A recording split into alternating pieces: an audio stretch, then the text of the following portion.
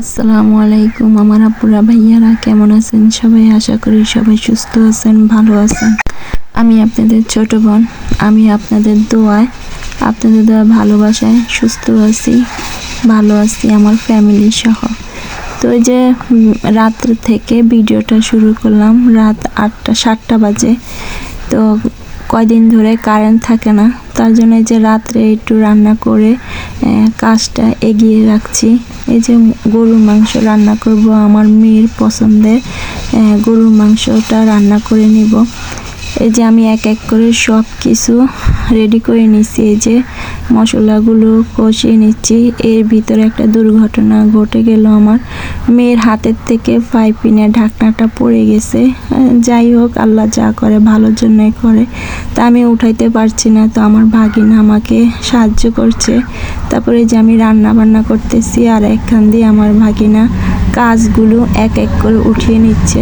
যাই হোক, এই যে সকালবেলা আমার মেয়ে প্রাইভেটে চলে গেল, ওর বাবা দিয়ে আসবে। আর আবদুল্লার বাবাকে বলছি আমি বুটের ডাল আনার জন্য, গরুর মাংস দিয়ে রান্না করব।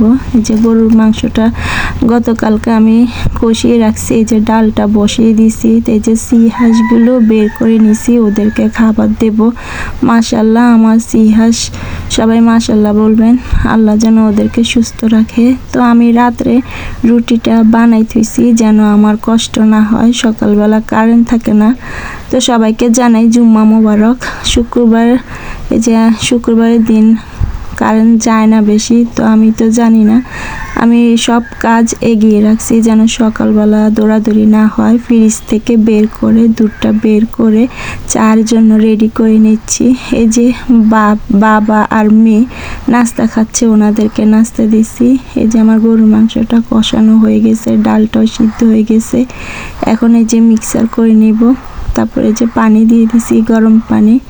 তারপরে যে বেগুন ভাজবো, মেয়ের পছন্দ গরুর মাংস, বেগুন ভেজে নেব।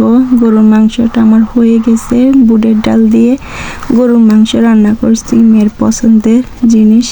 তো এই যে ফ্রাই প্যানের মধ্যে আমি বসিয়ে দিলাম, বেগুনটা ভেজে নিব। এই যে দুধটা গরম করে নিব।